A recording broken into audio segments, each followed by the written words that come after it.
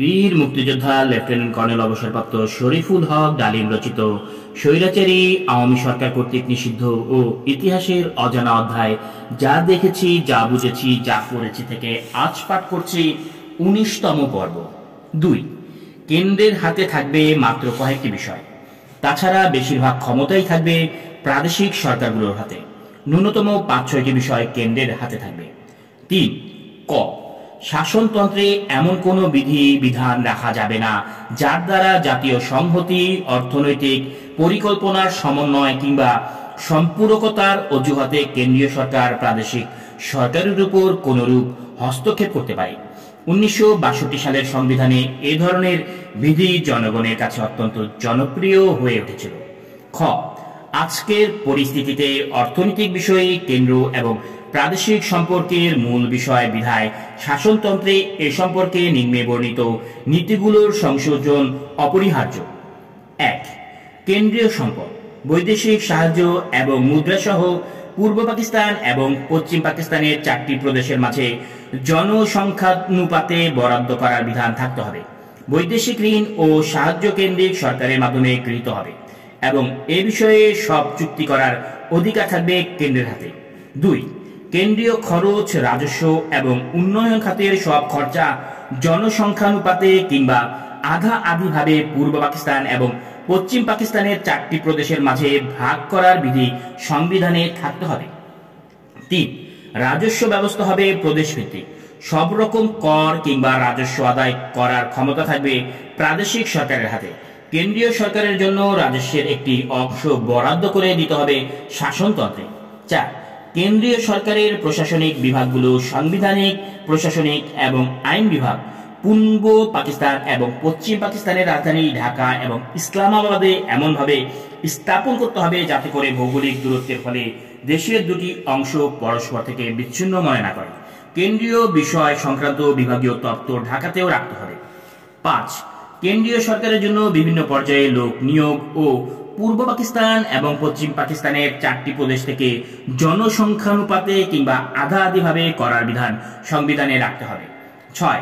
কেন্দ্রীয় সরকারের বিভিন্ন বিভাগে জয়েন্ট সেক্রেটারি এবং তার উপর সর্বোপরিভাবে পূর্ব পাকিস্তান এবং পশ্চিম পাকিস্তান থেকে নিয়োজিত কর্মকর্তাদের আনুপাতিক বৈষম্য দূর করার উদ্যোগ গ্রহণের সুস্পষ্ট বিধান থাকতে হবে।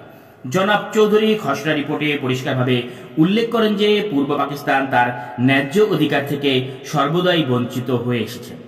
অর্থনৈতিক বরাদ্দ, রাজস্ব বন্টন, উন্নয়ন খাতে ব্যয়, বৈদেশিক মুদ্রা এবং সাহায্য প্রভৃতি সব ক্ষেত্রে পূর্ব পাকিস্তান জন্মলগ্ন থেকেই তাদের ন্যায়সঙ্গত অধিকার থেকে বঞ্চিত হয়ে এসেছে। ফলে পূর্ব পাকিস্তানের সার্বিক উন্নয়ন বিঘ্নিত হয়েছে এবং পূর্ব পাকিস্তান পশ্চিম পাকিস্তানের পশ্চাৎভূমিতে পরিণত হয়েছে। পাকিস্তানের ঐক্যের সাথে এই দুঃখজনক অবস্থার পরিবর্তন অপরিহার্য। ক্রমান্বয়ে এই বৈষম্য দূরীকরণের নীতি গ্রহণ করা কোনো বিকল্প নেই। এই সত্যকে মেনে নিয়ে সার্বিক বৈষম্য দূরীকরণের মাধ্যমেই পাকিস্তানের ঐক্য বজায় রেখে দেশকে শক্তিশালী করা সম্ভব।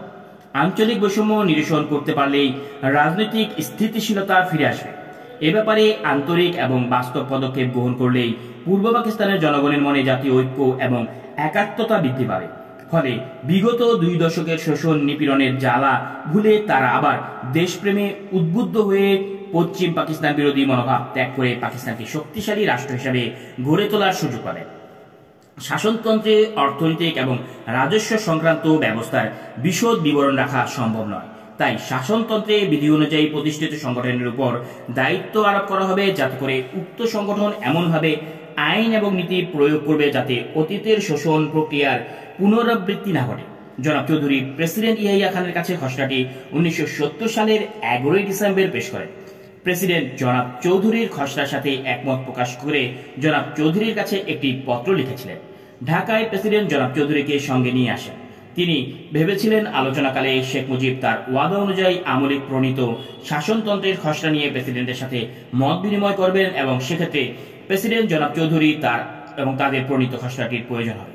প্রেসিডেন্ট ইয়াহিয়া খান এবং জনাব শেখ মুজিবের মধ্যে প্রথম বৈঠক অনুষ্ঠিত হয় ১২ই জানুয়ারি। তাদের ওই একান্ত বৈঠক হয়েছিল ৩ ঘন্টারও বেশি সময় নিয়ে। ওই মিটিং এ কোনো তৃতীয় ব্যক্তি উপস্থিত ছিলেন না। মিটিং এর পরস্পরই প্রেসিডেন্ট তার সংবিধান বিষয়ে প্রধান উপদেষ্টা মন্ত্রী জনাব জি.ডব্লিউ. চৌধুরীকে তলব করেন। তিনি তাকে বলেন, শেখ মুজিব আমার সাথে বিশ্বাসঘাতকতা করেছে, তাকে বিশ্বাস করে আমি ভুল করেছি, সে তার কথার বরখেলাপ করেছে।